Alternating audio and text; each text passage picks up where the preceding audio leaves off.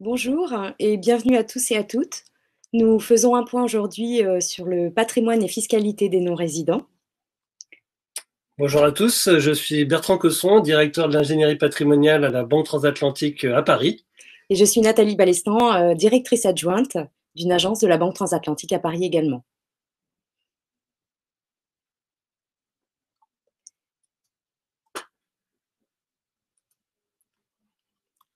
Alors, je vais vous présenter la Banque Transatlantique brièvement et ensuite Bertrand Cosson prendra le relais pour vous parler de l'actualité fiscale 2020.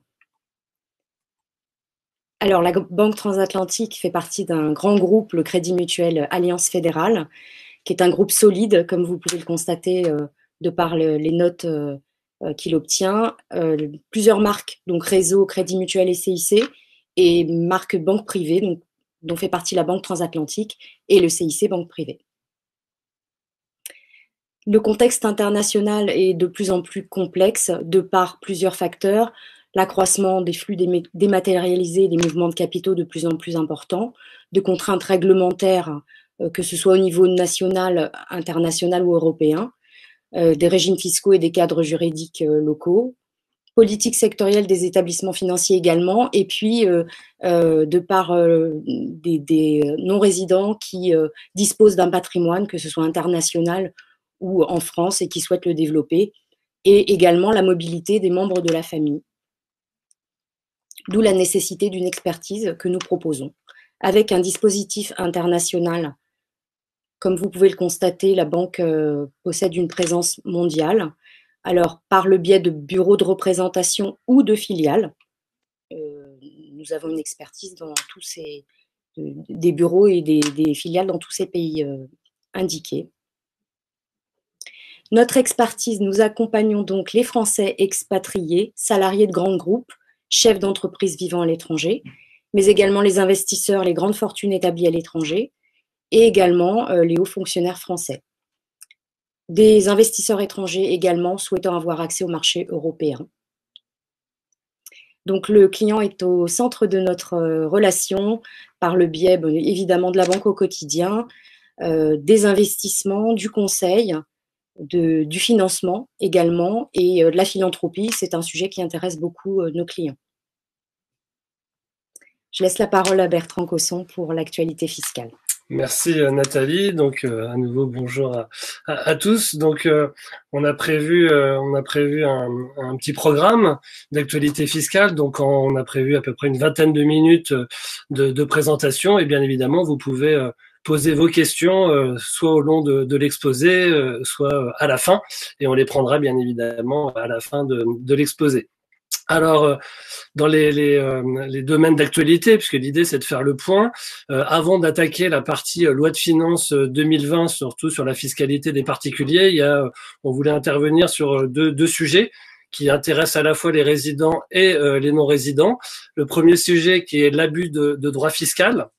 C'est une notion assez ancienne, mais avec une nouveauté depuis le 1er janvier 2020, donc on voulait y revenir. Le deuxième point, c'est ce qu'on appelle dans notre jargon DAC6. Ça signifie en fait une directive européenne qui impose en fait aux différents intermédiaires de déclarer les dispositifs dits transfrontières. Donc évidemment, ça va concerner énormément les clients qui ont une vision internationale, qu'ils soient résidents de France ou non résidents. Et puis après, le troisième grande partie, plus spécifiquement sur la loi de finances 2020, où il n'y a pas des réformes conséquentes, hein, comme on a pu avoir il y a 2 ans, où on avait eu l'IFI, la flat tax, qui étaient en effet des réformes très importante. Là, il n'y a pas de réforme magistrale de même tenue, mais il y a quand même différents points qui concernent notamment les non-résidents, et donc on va y revenir. Alors la première partie sur l'abus de droit fiscal, c'est vrai que désormais la notion elle est importante à connaître pour tous ceux qui vont en fait avoir des opérations avec la France qu'on appelle des schémas patrimoniaux. Et on a mis en effet maintenant les deux notions d'abus de droit. Auparavant, on avait une seule notion d'abus de droit, c'est celle qui se situe sur la colonne de gauche de la page, qui en gros permet à l'administration fiscale de requalifier une opération, soit pour fictivité, soit pour un but exclusivement fiscal. Donc c'est lorsqu'on a fait une opération patrimoniale où on a des avantages fiscaux, l'administration avait le droit de les remettre en cause, et il y avait à la fois l'impôt qu'on devait payer et ensuite des pénalités qui pouvaient être importantes, jusqu'à 80% de l'impôt éludé. Donc ça, c'est ce qu'on peut appeler l'ancien abus de droit fiscal. Il y a eu beaucoup de jurisprudence là-dessus, donc on avait quand même une définition assez précise de ce qu'on avait le droit de faire dans le cadre de ces opérations. Pour vous donner quelques exemples, ça peut être des donations en démembrement de propriété, des donations avant de céder des valeurs mobilières ou de l'immobilier. Enfin, toutes ces opérations-là, on avait quand même, on savait globalement où on mettait les pieds. Et le législateur a voté, en fait, il y a 1 an, mais avec un effet différé d'1 an, un nouvel abus de droit qu'on appelle dans notre jargon le mini abus de droit fiscal. Et là, cette fois, ça va permettre à l'administration fiscale de remettre en cause les opérations qui ont un but principalement fiscal. Vous voyez, auparavant, on était sur un but exclusivement fiscal ou une fictivité. Là, on passe à un but principalement fiscal. Donc, on voit tout de suite que principalement, ça peut recouvrir beaucoup plus d'opérations qu'auparavant, puisque c'est évidemment un champ d'application plus large. Donc, ça veut dire que depuis, et ça s'applique pour les actes depuis le 1er janvier 2020, c'est pour ça qu'on voulait vous en parler ce soir, c'est-à-dire qu'aujourd'hui, dès lors qu'on va avoir une opération avec la France, par exemple, d'apport de titres à un holding, de donation à des enfants, de donation démembrée, enfin d'opérations patrimoniales diverses et variées, il va falloir se poser la question maintenant, est-ce qu'on est dans un but principalement fiscal, et est-ce qu'on est éventuellement contraire aux objectifs du législateur, et c'est vrai que, vous voyez, c'est une question qui est évidemment beaucoup plus difficile à répondre, parce que le but principalement fiscal, c'est vrai que on peut avoir des fois des buts principalement fiscaux, mais on peut aussi avoir des buts de transmission de patrimoine, par exemple, et la difficulté, c'est de dire est-ce que le but de transmission de patrimoine est supérieur au but principalement fiscal. Vous voyez, donc il va falloir répondre à ce type de questions maintenant avant de mettre en œuvre un certain nombre de schémas. Donc ça crée un petit peu d'insécurité fiscale depuis le 1er janvier 2020 pour des opérations. Le deuxième point qui nous semblait important dans cette présentation, c'est en effet la déclaration des dispositifs transfrontières, la fameuse directive dite DACSIS dans le jargon des fiscalistes. Alors, qu'est-ce que veut dire cette directive ? En fait, cette directive va obliger les intermédiaires de déclarer à leurs autorités fiscales des schémas qui ont été faits, ce qu'on appelle des dispositifs, qui ont été faits et qui présentent un certain nombre de marqueurs fiscaux indiquant un risque potentiel d'évasion fiscale. Donc ça fait en effet des mots un peu compliqués, un peu abstraits. Ce que ça veut dire concrètement, c'est le champ d'application des opérations. Ça peut être par exemple dans la liste des marqueurs. Vous avez plusieurs marqueurs. Ça vient d'être transposé en droit français le 21 octobre 2019. Dans les marqueurs, ça peut être par exemple de transformer un revenu qui serait taxable en une plus-value qui serait exonérée. Vous voyez, ça peut être un exemple. Donc, dès lors qu'on est dans ce type de schéma, on va peut-être être obligé de déclarer. Alors, qui doit déclarer ce type de schéma ? C'est les intermédiaires qui ont participé au dispositif. Donc, ça va être les avocats, les comptables, mais aussi les banques. C'est pour ça aussi que nous, on se sent concernés, et ça peut être le contribuable lui-même. Alors, comment ça va se passer ? Alors, on ne sait pas encore exactement comment ça va se passer, puisque ça va commencer seulement à s'appliquer à compter de l'été 2020, mais avec quelque chose de très important à avoir quand même en tête si on est concerné par des dispositifs transfrontaliers, c'est que la première étape du dispositif peut avoir été mise en œuvre depuis le 25 juin 2018. Donc, vous voyez, donc ça veut dire que ça a un caractère rétroactif. Ça ne va pas concerner seulement les opérations à compter de l'été 2020. À l'été 2020, on va commencer les déclarations, mais vous voyez, sur des dispositifs qui auraient pu être mis en pratique depuis le 25 juin 2018. Donc, ça veut dire que dès lors qu'on va avoir une opération transfrontière, ça veut dire une opération entre la France et un autre pays, il va falloir se poser la question, est-ce qu'on est dans un marqueur fiscal ? Est-ce qu'il y a une évasion fiscale particulière ? Est-ce qu'il y a une opération fiscalement agressive? Et si la réponse est oui, bah, il appartiendra soit à l'intermédiaire, soit au contribuable de déclarer son opération à l'administration fiscale. Donc, vous voyez, ça, évidemment, c'est tout à fait nouveau. En droit français, ça peut exister dans d'autres droits étrangers, mais en droit français, il n'y avait jamais de déclaration de dispositifs fiscaux. Donc là, c'est vraiment une première.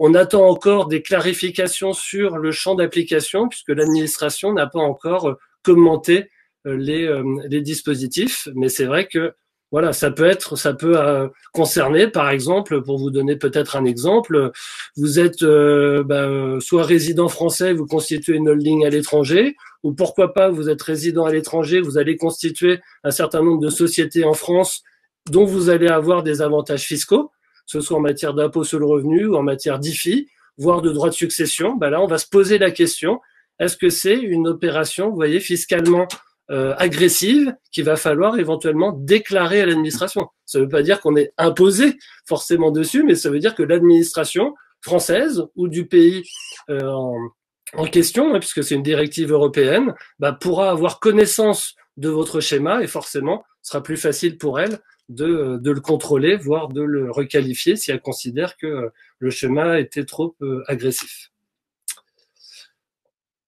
Voilà, donc deux notions très importantes, vous voyez, dans un cadre fiscal qui crée quand même un petit peu d'insécurité, quand même un peu d'insécurité fiscale du point de vue français. Alors maintenant, plus spécifiquement la loi de finances et les dernières actualités qu'on a pu avoir, notamment en matière internationale.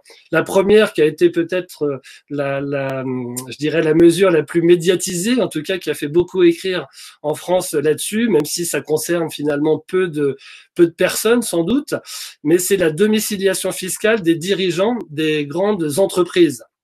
C'est-à-dire que on va considérer qu'un dirigeant, même s'il est non résident, du moment qu'il dirige une société française, il va être considéré, en tout cas du point de vue français, comme résident français. Et vous savez que si on est résident français, on doit une imposition globalement sur ses revenus mondiaux, alors que quand on est non résident, on ne paye de l'impôt que sur ses revenus de source française. Et là, on vous rappelle en effet dans le slide les critères actuels pour être résident fiscal de France, au sens en tout cas français. C'est d'avoir en France son foyer ou son lieu de séjour principal, son activité professionnelle principale en France. Et c'est dans ce cadre-là que maintenant, ils considèrent qu'on va étendre l'exercice d'une activité professionnelle principale aux dirigeants d'entreprises françaises. Alors, quels vont être les critères d'une entreprise française? Il faut que le siège de la société soit en France et qu'elle y réalise au moins 250 millions d'euros de chiffre d'affaires. Et c'est bien du chiffre d'affaires en France. Donc, vous voyez que le champ d'application va être quand même relativement étroit. Mais en tout cas, les personnes qui sont concernées, les dirigeants qui sont concernés par ce texte, essentiellement, ça va être les dirigeants des sociétés, des dirigeants opérationnels de sociétés. Donc, par exemple, un directeur général d'une société en France va être concerné par ce dispositif.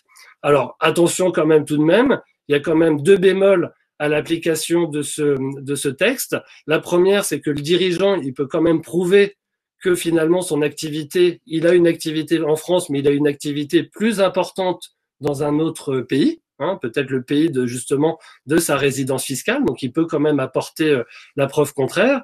Et la deuxième chose très importante, c'est que ce texte ne s'applique que sous réserve des conventions fiscales signées par la France. Donc ça veut dire que dès lors qu'il y a une convention fiscale qui est signée avec la France, la France considère, si vous êtes concerné par ce texte, que vous êtes résident français, mais en général, vous êtes aussi résident de votre pays justement d'accueil ou votre pays de résidence, et c'est la convention fiscale qui va trancher ce qu'on appelle le conflit de résidence. Donc ça veut dire que si vous êtes toujours non résident au sens de la convention fiscale, vous serez toujours non résident, même avec application de ce texte. Donc c'est vrai que c'est quand même quelque chose dont la portée, on va dire que la portée de ce texte en matière d'impôt sur le revenu nous semble assez faible. Il faut peut-être faire attention. Pourquoi? Parce que la France a signé beaucoup de conventions en matière d'impôt sur le revenu. Donc c'est vrai que la portée devrait être assez faible en matière d'impôt sur le revenu. Par contre, on a un tout petit peu plus peur, notamment en matière de droit de donation et de droit de succession, puisque là, il y a beaucoup moins de conventions entre la France et les États en matière de droit de donation et de succession. Et donc, on pourrait, quelqu'un qui pourrait être non résident au sens d'une convention impôt sur le revenu, pourrait être résident avec ce texte au sens des droits de succession et donc de devoir éventuellement payer, vous voyez, des droits de succession, alors que jusqu'à présent, il était bien non résident aussi au sens des droits de succession ou des droits de donation. Mais bon, en résumé, quand même, un texte dont la portée est relativement étroite, avec notamment ce seuil quand même de 250 millions d'euros de chiffre d'affaires. L'autre point, s'il y a des gens qui nous écoutent et qui sont concernés par ce texte-là, c'est sur les agents publics en poste à l'étranger, c'est que il y a un dispositif spécifique en France et on considère que les agents de l'État qui sont hors de France, dès lors qu'ils ont justement agents de l'État, ils gardent leur résidence fiscale en France. Et donc là, ce texte, en fait, étend la définition des agents de l'État aux agents des collectivités territoriales et aux agents de la fonction publique hospitalière. Ça veut dire que ces personnes qui rentrent dans ces catégories-là, même s'ils travaillent hors de France, en général vont être considérés comme résidents français. Voilà. Alors concernant le barème de l'impôt sur le revenu sur les revenus 2019, puisque vous le savez, en France, on est toujours une loi de finances de fin d'année qui, en fait, a une rétroagie au 1er janvier 2019. Donc finalement, on connaît son barème fiscal que à la fin de l'année. Et donc, il n'y a pas de modification en 2019 du barème. On reste toujours sur les tranches 0, 14, 30, vous voyez, 41 et 45%. Il y a juste une actualisation des seuils de 1%. Par contre, ce qui change, c'est que le législateur a tout de suite a déjà voté, pour le coup, le barème sur les revenus 2020, où il a prévu une baisse d'une tranche d'imposition. Vous voyez, tout à l'heure, on était à 14% d'imposition sur la première tranche, et donc là, on diminue la deuxième tranche d'imposition à 11%. Donc c'est plutôt une bonne nouvelle, on va dire, pour les contribuables dits moyens, mais globalement, ils ont modifié le système des autres seuils pour maintenir le même niveau d'imposition pour les autres contribuables. Donc globalement, quelqu'un qui gagne de revenus de source française, soit résident, soit non résident, moins de 25 000 euros, paiera moins d'impôt sur le revenu. Par contre, quelqu'un qui gagne plus de 25 000 euros de revenus aura globalement le même taux d'imposition qu'avant.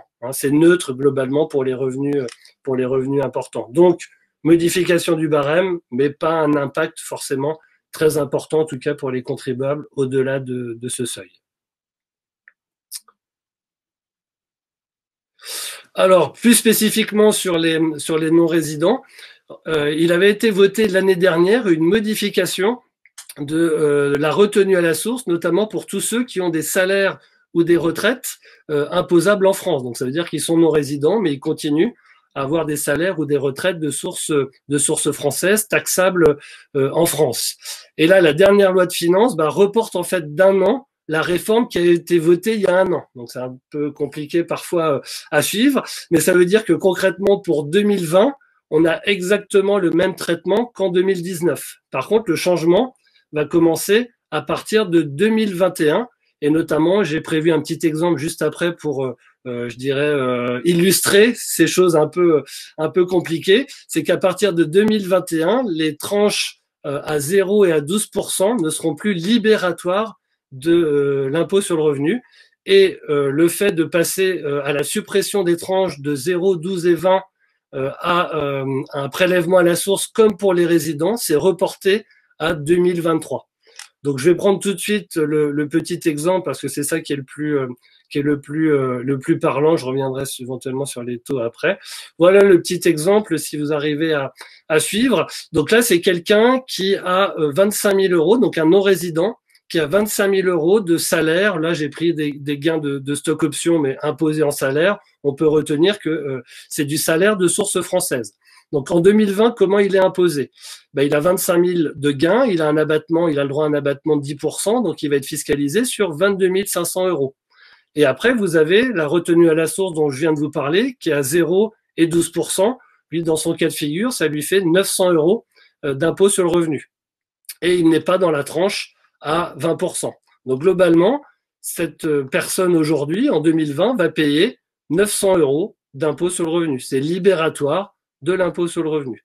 S'il a le même somme de gain en 2021, comment ça va se passer pour lui? L'assiette est la même, vous voyez 25 000 moins 2500, 22 500. La retenue à la source s'applique toujours en 2021, donc c'est toujours 901 euros. Donc jusque-là, rien ne change. Par contre, le fait que les 0 et les 12% ne soient plus libératoires de l'impôt sur le revenu, ça veut dire qu'on va lui recalculer un impôt à 22 500 avec, vous le savez, il y a un taux spécifique pour les non-résidents qui est de minimum 20%. Ça peut même être 30% quand on dépasse un certain montant. Et donc là, l'application de ce taux minimum d'imposition fait que la personne va devoir payer 3 600 euros complémentaires d'impôt sur le revenu. Et au total, il aura dû payer 20% sur son revenu imposable, c'est-à-dire 4 500 euros. Donc vous voyez quand même pour quelqu'un qui a 25 000 euros, par exemple, de retraite ou de salaire de source française, vous voyez qu'il passe quand même d'une année à l'autre avec le même revenu de 900 d'impôts à 4 500 euros d'impôt sur le revenu. Donc, vous voyez, donc c'est quand même une hausse très conséquente qui va avoir lieu en 2021. Donc là aussi, éventuellement conseil pour ceux qui peuvent, notamment qui ont éventuellement des gains de stock options, par exemple de sources françaises, vous voyez que c'est peut-être plus intéressant de déclencher la plus-value en 2020 qu'en 2021. Voyez.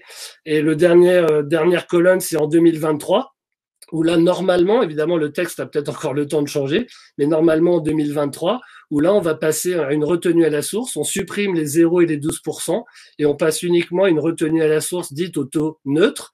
Donc, vous voyez que là, ça fait passer, au lieu d'avoir 900 euros de retenue à la source, on passe à 1875 euros d'impôt à la source, donc c'est plus qu'avant. Par contre, au global, le mécanisme fait qu'on aurait toujours les 4 500 euros d'impôt. Donc, ça change pas, on va dire, l'impôt, ça changerait pas l'impôt global entre 2021 et 2023, mais ça change en fait la répartition, notamment par rapport à la retenue à la source. Voilà, donc c'est vrai que c'est très technique, c'est un petit peu complexe, mais vous voyez que ça peut quand même avoir des incidences importantes en matière de calcul d'impôt sur le revenu. Donc globalement, cette réforme-là, si elle n'est pas encore modifiée, elle touchera tous ceux qui ont des salaires et des retraites de source française.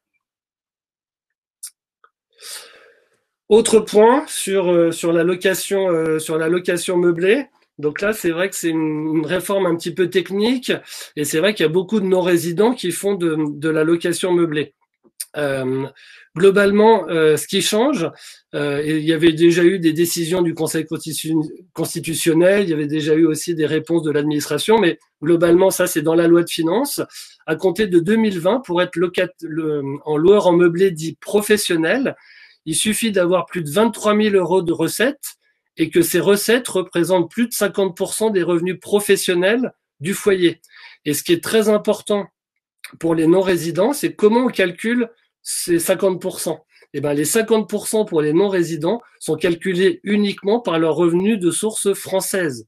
Donc ça veut dire qu'un non-résident qui aurait plus de 23 000 euros de recettes de location meublée, auparavant, globalement, il était en location meublée non professionnelle, à compter au moins de 2020, voire même peut-être sur l'année déjà précédente, il est maintenant en location en meublé professionnelle. Alors, qu'est-ce que ça implique comme conséquence? Globalement, sur l'assiette fiscale, il n'y a pas de différence, puisque globalement, on détermine l'assiette location meublée professionnelle ou non professionnelle de la même façon.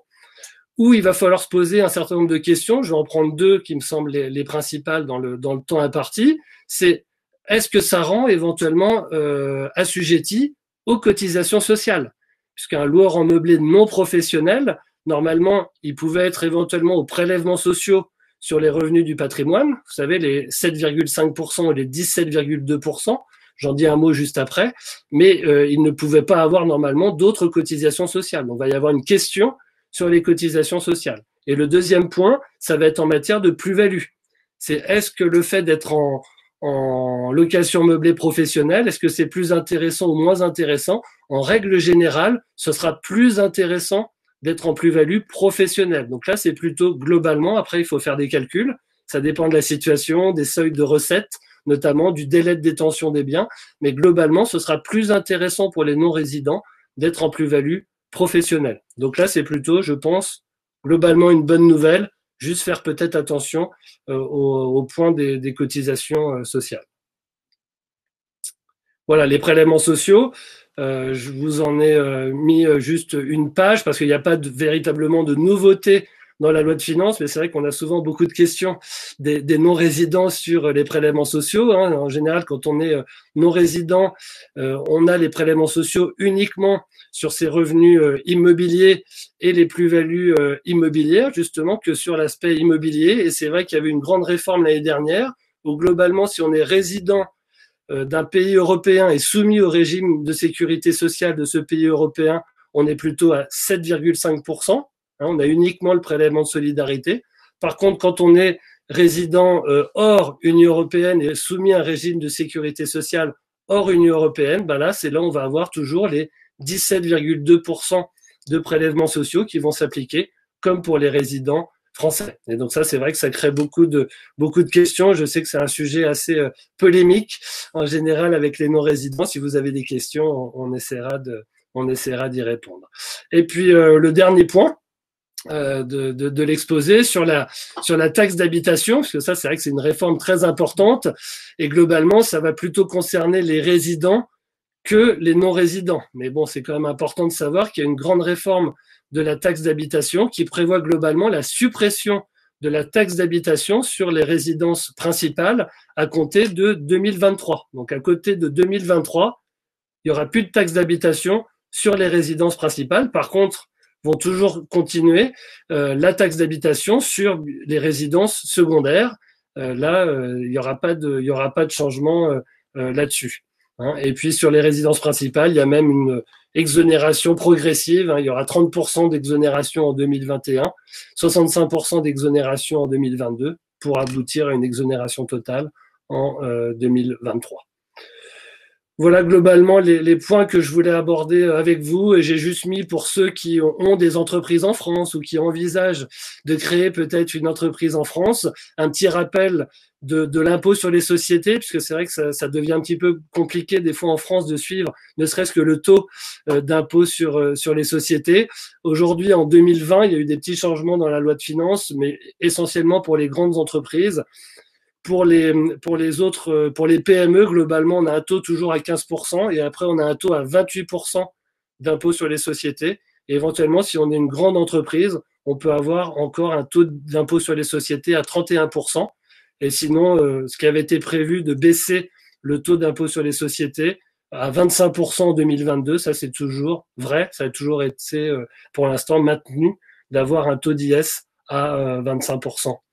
Voilà, donc voilà moi ce que je voulais vous dire en 20-25 minutes. J'ai à peu près tenu le temps de parole avec Nathalie. Donc maintenant, je pense que c'est le moment d'essayer de répondre à vos questions.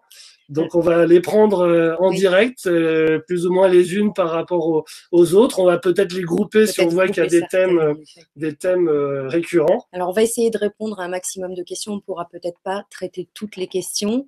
Les questions, surtout pour les cas un peu particuliers, ça sera plus des questions et des réponses d'ordre général.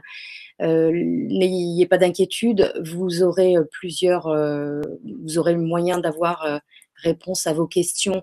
Vous verrez qu'en fin de présentation, on vous donne des coordonnées que vous pouvez contacter et vous recevrez donc en précision, vous recevrez par email un lien avec la présentation pour ceux qui voudront la regarder. J'ai pu observer qu'il y avait certaines personnes qui avaient rencontré des problèmes de son, donc vous allez recevoir un lien avec la présentation.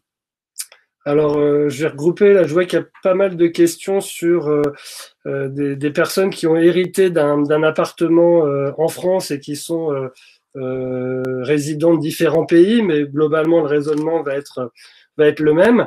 Si on a hérité d'un appartement en France, il faut aussi se poser la question quelle était la résidence fiscale globalement du défunt, s'il était déjà résident français ou non résident. Mais globalement, ce qu'il faut aussi retenir, c'est que le bien immobilier, de toute façon, va être taxé en France. Donc même s'il y a une convention fiscale entre la France, par exemple, là je vois qu'il y a l'Allemagne, entre la France et l'Allemagne, vous avez une convention en matière de succession, donc qui est là pour éviter les doubles impositions en matière de droits de succession. Et donc, sur un appartement en France, globalement, vous allez payer des droits de succession en France. Et logiquement, avec le mécanisme de la convention, vous aurez peut-être une déclaration à faire en Allemagne, mais en aucun cas, vous n'aurez évidemment à payer dans les deux États. Ce sera, à mon avis, essentiellement la France, voir si peut-être il y a un reliquat d'impôt en Allemagne, si jamais les taux de droits de succession étaient supérieurs en Allemagne, mais à ma connaissance, ils sont un petit peu plus forts en France. Peut-être remonter sur les questions précédentes. Bon, il y avait des problèmes. C'était plus des problèmes de connexion, j'ai l'impression. Alors, il y a aussi une question de quelqu'un qui est non-résident, qui visiblement a un statut d'artiste. Alors, c'est vrai que ça, c'est une question qui est un petit peu plus complexe parce que les artistes, en général, ont un statut particulier. C'est-à-dire, c'est pas forcément le statut salarié qui va s'occuper, qui va s'appliquer pour eux. Donc, ce que je vous ai dit tout à l'heure concerne essentiellement les salariés. Donc, si vous êtes artiste salarié, bah, ça peut vous concerner, ce que j'ai dit tout à l'heure. Par contre, si vous êtes artiste indépendant, normalement, ça ne vous concerne pas. Donc, pour vous, pour répondre à votre question, il n'y aura pas de changement, normalement, sur votre situation entre 2020 et directement 2021. Par contre, pourrait y avoir quand même des changements en 2023 si jamais le prélèvement à la source, le calcul, on va dire, comme pour des résidents français, le nouveau prélèvement à la source s'applique pour vos revenus de source française. Donc ça, ce sera à vérifier à ce moment-là. Un artiste salarié, la réponse. D'accord. Ah, ok. Bon, bah voilà. Donc, si c'est artiste salarié, bah, vous pouvez être concerné en effet par cette réforme sur les salaires de source française. Une autre question aussi qu'on a assez souvent, c'est comment et où on fait la déclaration des revenus immobiliers. Alors c'est vrai que là, c'est une personne qui est résidente en Italie, mais là aussi, ça s'applique des principes, quel que soit l'état de résidence.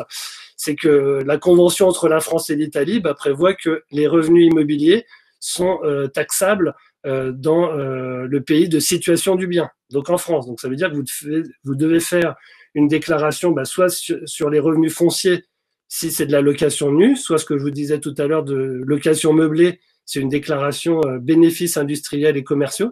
Pas tout à fait c'est pas la même chose. Et donc vous devez faire votre déclaration auprès du centre des impôts des non-résidents et donc remplir en fonction du montant de vos recettes. Vous avez différents régimes qui peuvent s'appliquer, des régimes micro, des régimes réels. Et donc des calculs plus ou moins simples à faire, mais en tout cas, il y a évidemment une déclaration en France à faire.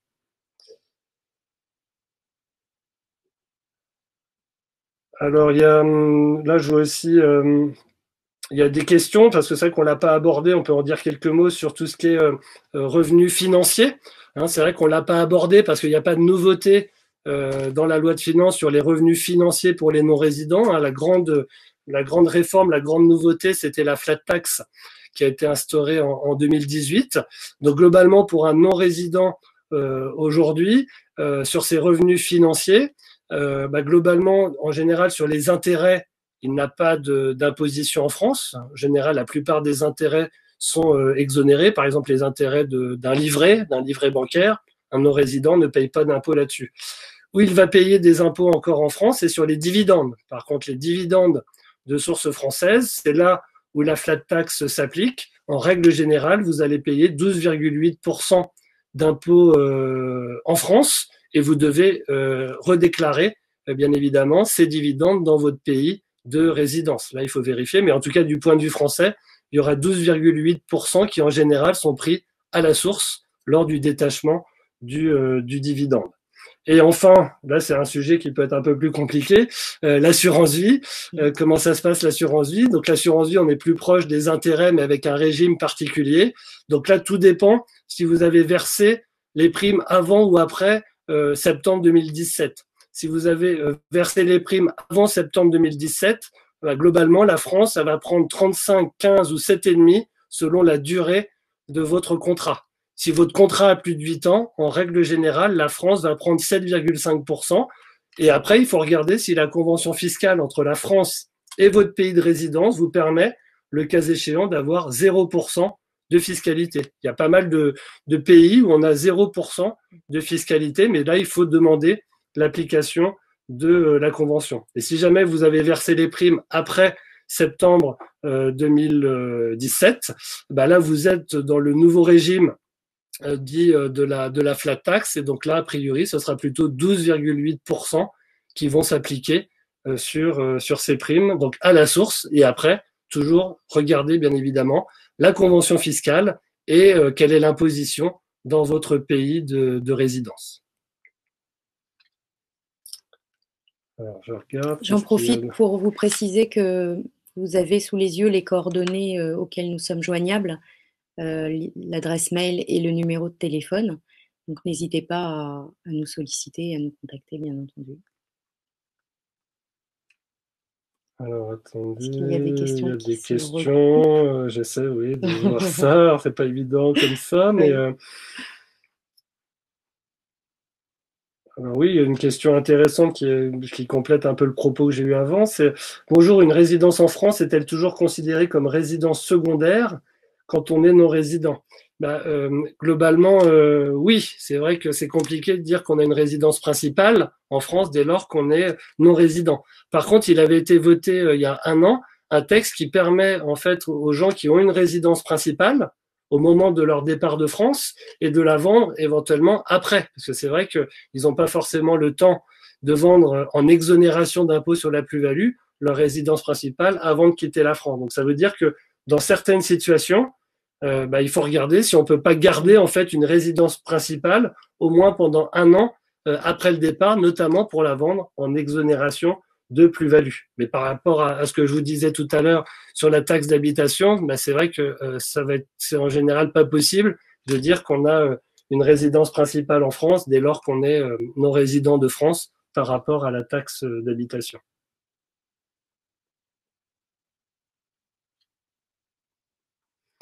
Une autre question aussi qui complète un peu, toujours sur les loyers. J'ai adopté le régime microfoncier. Est-ce que je dois déclarer aussi ces revenus en Italie? Et la réponse est oui. C'est vrai que en général, donc c'est revenus fonciers. Vous avez opté pour le microfoncier, donc c'est 30% d'abattement. Donc vous avez souscrit votre obligation déclarative en France. Donc du point de vue français, c'est bien, mais en règle générale, il faut redéclarer quand même dans son état de résidence et ensuite voir comment l'impôt qui a déjà été payé en France va s'imputer sur l'impôt en Italie. Mais c'est vrai qu'en règle générale, là aussi, il faut vérifier dans la convention fiscale, mais en principe, des revenus immobiliers, ça veut dire déclarer dans l'état de situation et souvent redéclarer dans l'état de résidence qu'on a.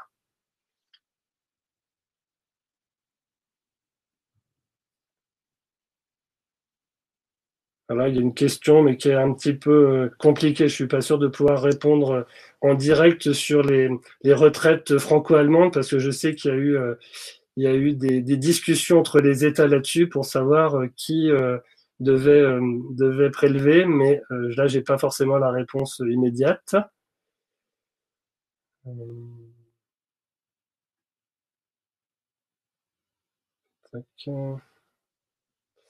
Là encore, une question aussi de j'ai hérité de liquidités suite à la vente d'un bien immobilier en France, non imposable en France. D'accord. Quand je toucherai ces liquidités, devront-elles déclarer si elles quittent le territoire français? Serais-je imposable aux Pays-Bas? C'est vrai que déjà la question, c'est de savoir par rapport à, parce que vous dites que s'il y a eu un héritage, est-ce que cet héritage devait être déclaré ou pas en France? Si par rapport à la convention entre la France et l'Italie, il n'y avait pas de déclaration à faire en France, de toute façon, il n'y avait pas d'impôt à payer en France et donc il n'y a pas de problème pour que les liquidités peuvent quitter sans problème le territoire français. Par contre, si en effet, est-ce que vous êtes imposable aux Pays-Bas, En effet, s'il n'y a pas eu d'imposition en France, il faut quand même vérifier. C'est quand même un peu étonnant, donc il faut déjà vérifier ce point-là.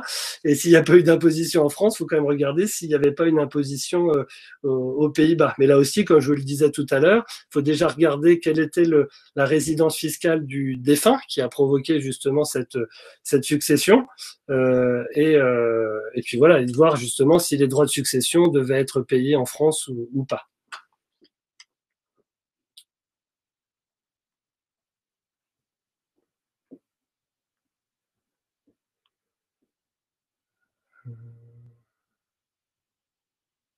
Ah, ok. Donc là, il y a quelqu'un qui pose une très bonne question. On a parlé de l'héritage, mais on n'a pas parlé de l'achat en France par un Français non résident. Alors, je ne sais pas sur quel, parce que c'est assez global comme question, mais en tout cas sur l'aspect droit d'enregistrement, hein, qu'on soit résident ou non résident, quand on achète un bien en France, on doit payer les droits d'enregistrement sous l'angle fiscal. Donc c'est à peu près, avec les frais de notaire, on va dire à peu près 7%. 7,5% de droits d'enregistrement. Donc ça c'est la première chose. Après la deuxième chose, évidemment, si on le met en location, là on va devoir payer quand même de l'impôt sur les revenus, éventuellement ce que je vous disais tout à l'heure sur les prélèvements sociaux, sur les loyers encaissés. Par contre, si on n'encaisse pas de loyer, on n'a pas d'impôt. Si on ne loue pas le bien et qu'on le garde en tant que résidence secondaire, on n'a pas d'imposition due en France. Il y a une autre question qui peut se poser, bien évidemment, c'est éventuellement l'IFI. On n'en a pas parlé. Je ne sais pas s'il y a des questions sur l'impôt sur la fortune immobilière. Il n'y avait pas non plus de nouveautés particulières, mais vous le savez, dès lors qu'on a un patrimoine immobilier en France qui peut dépasser 1,3 million de patrimoine net, c'est-à-dire les actifs moins les dettes, on doit faire une déclaration d'IFI. Et cette déclaration d'impôt sur la fortune immobilière, maintenant, elle se fait en même temps que la déclaration de revenus. Donc c'est vrai que dès lors qu'on achète des biens inférieurs à 1,3 million et qu'on n'a que ça, on n'est pas dans l'IFI. Dès qu'on achète un ou plusieurs biens et qui ont une valeur supérieure à 1,3 million, là, la question de l'IFI se pose. Et puis évidemment, le dernier impôt, c'est celui dont on vient de parler. C'est en effet, on achète un bien immobilier en France, ça veut dire que potentiellement, on aura des droits de succession ou des droits de donation à payer en France. Donc c'est vrai qu'il faut se poser, déjà rien que sous l'angle fiscal, toutes ces questions-là, de savoir, avant éventuellement d'acheter un bien en France. Peut-être répondre à une dernière question.